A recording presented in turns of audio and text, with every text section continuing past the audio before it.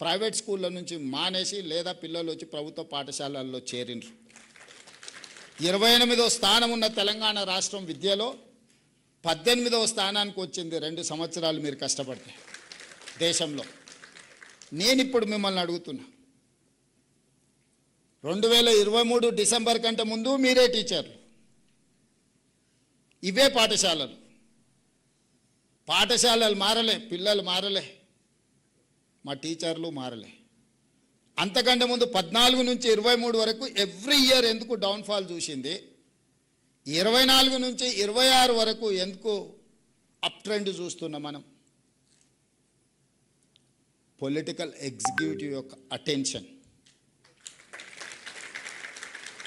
మా అటెన్షన్, మా ఫోకస్ ఎక్కడ ఉంటుందో మా యంత్రాంగం ఫోకస్ కూడా అక్కడనే ఉంటుంది. As a team leader I have to focus on certain things. Then only my chief secretary, my education secretary or my IT secretary will focus on that. నాకే ప్రాధాన్యత లేనప్పుడు నా దగ్గర ఉన్న సిబ్బంది, నాతో కలిసి పనిచేసే సిబ్బంది ఎందుకు వాటి మీద దృష్టి పెడతారు? ఈరోజు కొంతమంది అంటున్నారు, నిన్న మన కొందరు మాట్లాడుతూ ఉంటే తెలంగాణలో విద్యాశాఖకు పూర్తి స్థాయిలో మంత్రి లేడు, అర్జెంటుగా రేవంత్ రెడ్డి గారు పూర్తి స్థాయి మంత్రిని విద్యాశాఖకు నియమించాలని. నేను మిమ్మల్ని అడుగుతున్నా, పర్ఫామ్ చేసినందుకు నేను విద్యాశాఖ నుంచి తొలగాల? లేకపోతే నర్సరీ, ఎల్కేజీ, యూకేజీ ఇంట్రడ్యూస్ చేసి నర్సరీ నుంచి 12th క్లాస్ వరకు బ్రేక్ఫాస్ట్ ఇచ్చినందుకు నేను తొలగాలనా? లేదంటే 14 సంవత్సరాలు మీ ప్రమోషన్స్, మీ ట్రాన్స్ఫర్స్ లేకపోతే 23,000 మందికి ప్రమోషన్లు ఇచ్చి 30,000 పైగా టీచర్లను ట్రాన్స్ఫర్స్ చేసినందుకు విద్యాశాఖ మంత్రిగా నేను తొలగాలనా?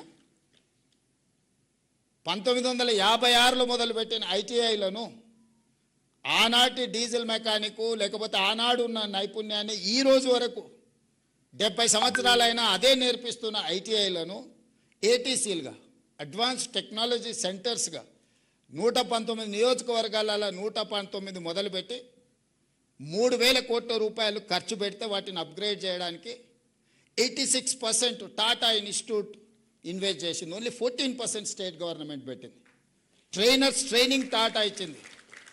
రాబోయే 10 సంవత్సరాల ఇన్స్టిట్యూషన్స్ను వాళ్ళే నిర్వహిస్తామని టాటాను తీసుకొచ్చి ఐటీఐలను ఏటీసీలుగా మార్చినందుకు ఈరోజు విద్యాశాఖ మంత్రిగా నేను రాజీనామా చేయాలనా? నిర్లక్ష్యానికి లోనైన పాలిటెక్నిక్లను ఒకప్పుడు ఐటీలో చేరితే మా పిల్లగాడు అమెరికాకి వెళ్తాడు, డాలర్లు వస్తే దాంతోపాటు పెళ్ళై కట్నం కూడా వస్తుంది అనే తల్లిదండ్రులు ఈరోజు ఆర్టిఫిషియల్ ఇంటెలిజెన్స్ వల్ల వేలాది లక్షలాది మంది ఉద్యోగాలు పోయి తల్లిదండ్రులకు భారమై వెనక్కి రాలేక అక్కడ ఉండలేక సమస్యలు ఎదుర్కొంటుంటే ప్రపంచంలో వచ్చిన మార్పు, వైట్ కాలర్ జాబ్స్ లేవు, వైట్ కాలర్ జాబ్స్కు కష్టం అనుకున్నప్పుడు యంగ్ ఇండియా స్కిల్స్ యూనివర్సిటీని మొదలుపెట్టి వాళ్ళకి స్కిల్ నేర్పించి certificate course, diploma course, degree course ప్రపంచంతో పోటీ పడే విధంగా మార్చి young India skills university public private partnership మేమే యూనివర్సిటీ పెడితే నా దగ్గర 14 యూనివర్సిటీలు ఉన్నాయి. వాటి పరిస్థితి ఏముందో ఇక్కడ ఉన్న మా వీసీలు ఉన్నారు, లేకపోతే హైయర్ ఎడ్యుకేషన్ శాఖ బాలకృష్ణ గారు వీళ్ళందరూ ఉన్నారు.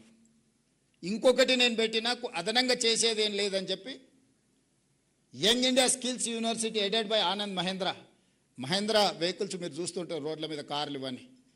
Mahindra group of companies chairman మన young India skills university chairperson ఈరోజు